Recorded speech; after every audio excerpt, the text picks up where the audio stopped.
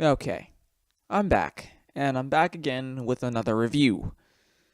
So today we'll be reviewing Lego Spider-Man: A Loss of Matter Part 1. So you guys obviously know that I have an hour and a half Spider-Man film, and you're probably wondering, well, why are you mentioning this again? We already know that. Okay, now the first thing, I guess it's a nitpick, but I found actually some of this to be very similar to my Spider-Man film. What I mean is that I found similar stuff in the plot. Okay, Harry's the Goblin. Harry wants Parker's blood. Him and Goblin meet on a rooftop. That happened in my film too. I'm scrolling down to try to look for it here on my page. Yeah, some of the stuff happens, and he's threatening to kill his girlfriend. So, that stuff is fairly normal. So let's get right into the review.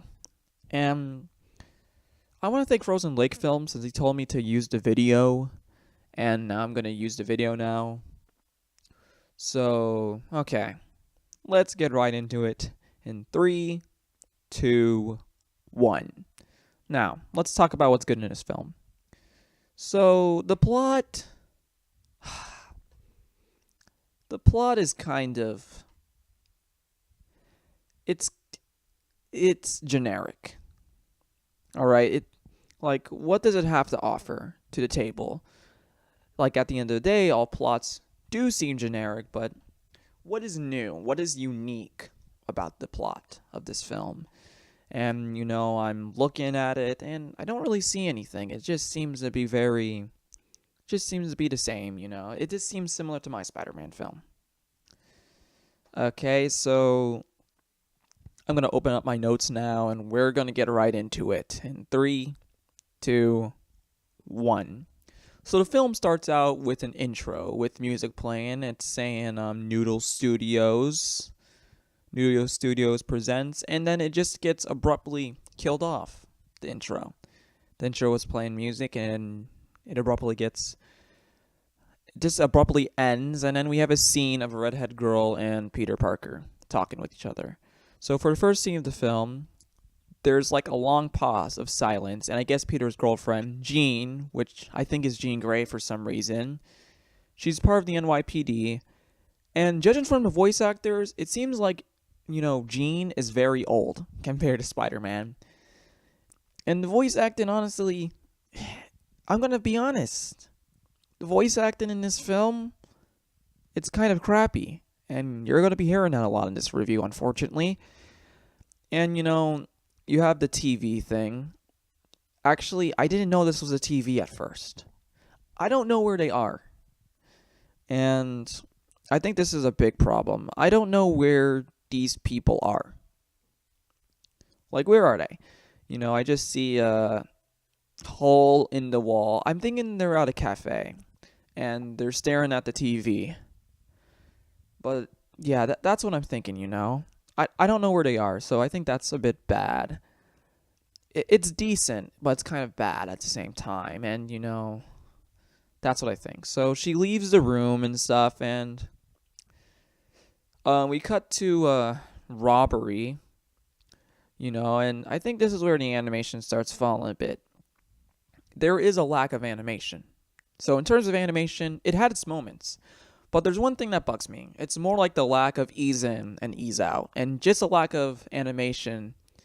And at sometimes the camera quality was pretty sucky. Well, if I could find it, when you first see the Hobgoblin, or the second time, like the second shot of him, it's very blurry. Everything is blurry. And what else here? Also, where the hell did the Hobgoblin come from? If this is a robbery, he just comes flying in from the ceiling with his thingy job or something. Whatever it is, I can't remember. Oh, glider. So he just breaks in through the ceiling with his glider and nothing's fallen on the ground or anything. So did he break through the ceiling or something? I don't know. So they have a short conversation. It was decent. So then, we see Peter. He's he's getting out of his Spider-Man costume, and he has a stud in his hand, which I guess is his cell phone, and he's talking with Jean, which I was about to say Jean Grey. That would have been bad. So, just a normal conversation and stuff. And then they go into a scene of very similar to Spider-Man 1. I would say kind of copied off Spider-Man 1. Of Spider-Man, bringing in Norman Osborn back to his house, and Harry seeing that he's dead. Now he's thinking that Spider-Man killed him. So, okay. Now we know that Harry might be the Hobgoblin, since I watched it a couple of times, and trying to look at this scene again. Okay. Going back to my notes again. We go into a scene where it's really lacking. Harry and Peter are talking. There really needs to be emotion in this scene. It's very boring. Very boring, actually. It's very lackluster. It just seems to be, oh, you killed my father. Well, no, I didn't. Get out of here, Parker. Get out of my room. There's no real emotion to this scene. And if this is a real life situation, I would be steaming mad if my best friend killed my father. Okay, so I'm sorry if I'm just overly oh my goodness. But I'm just being 100% honest here. So then we go into a pretty cool rooftop setting, which, okay, I give you some props on that. The rooftop is pretty cool. Hobgoblin comes and appears again with another blurry photo of Hobgoblin. And he's talking to Peter Parker, also known as Spider-Man. And the animation here, once again, it's pretty lacking. And the voice acting isn't really all that good, like I said. And he's saying that he wants Peter Parker's blood, or he'll kill Jean. Now, why does Hobgoblin need Peter Parker's blood? It's not really explained. So Hobgoblin knows who Parker is. Once again, this scene is supposed to be really intense. Parker's girlfriend is about to die. You're a sick maniac. Sounded really bland, in my opinion. And the phone call, I guess the message also seemed to be very fuzzy, and I couldn't understand what the actor was saying. I knew it was you, Noodle.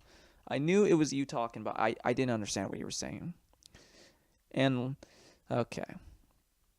So he calls his girlfriend up, and they're talking, and she's saying she has a plan, but she doesn't explain what the plan is.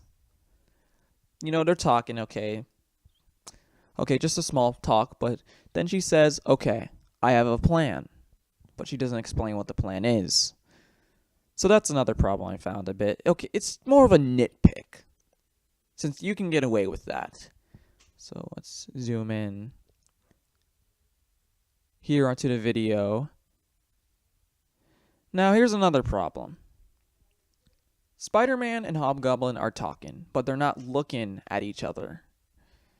So how come they're not they begin to look at each other later on into the scene, but they're not looking at each other for the beginning for some reason. So I don't know what's up with that.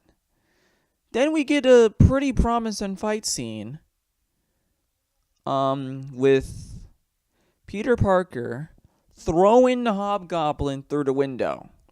This is where the animation got better a bit, and that's why I'm about to give the rating. Other than that, the animation was pretty meh.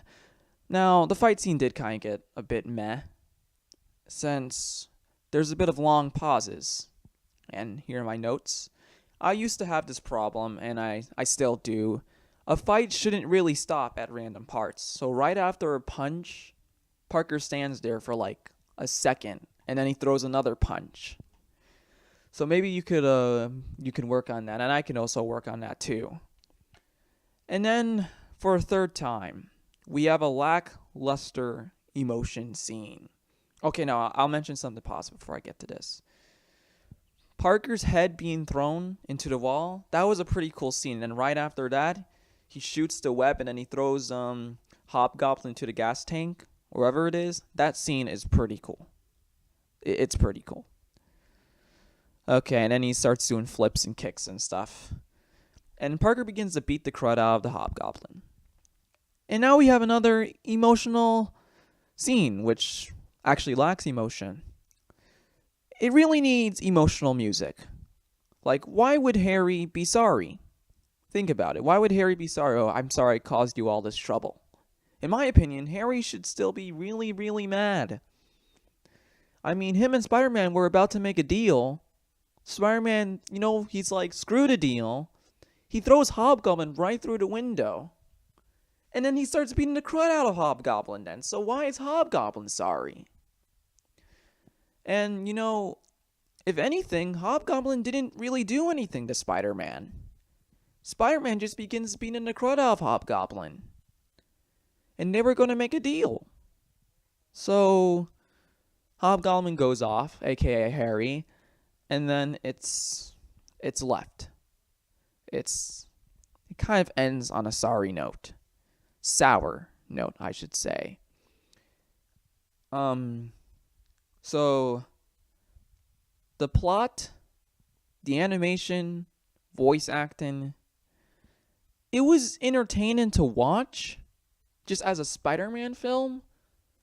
But, for Spider-Man films, they're special to my heart. And I really think this execution wasn't really good.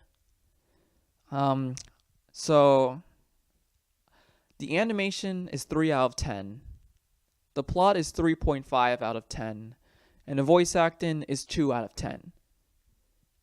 Josiah, I know you played Spider-Man before. I know you're better at this. I don't know if it's the dialogue or... Josiah Lego Films, I know you are better at voice acting Spider-Man than this. And I know Audrey Bacon is really good at voice acting too, so I don't know what happened here. Maybe it was the dialogue, but those 3 scenes with that should have been really emotional, I felt like they just really boomed. They put the voice acting down from a 6.5 to a 2 to me, so it's 2 out of 10. And the plot, I felt like the plot, it really needed a bit more. It was just very bare bone. There was no meat added to it. So the average is unfortunately 2.8 out of 10. And it may sound harsh, but I got these kind of reviews before. I've been told that, this sucks. You can do a whole lot better. And Noodles, I know this is your first truly long film, and it's only part 1. So there is a huge chance to improve. So, people are just saying that, maybe I need to be a bit harsher. So, I tried. I didn't try to be edgy, but that's just how I felt. It wasn't bad. It wasn't decent. It just wasn't really good. And I felt it just really needed something. So, I'm JSAProductions, and I'm out.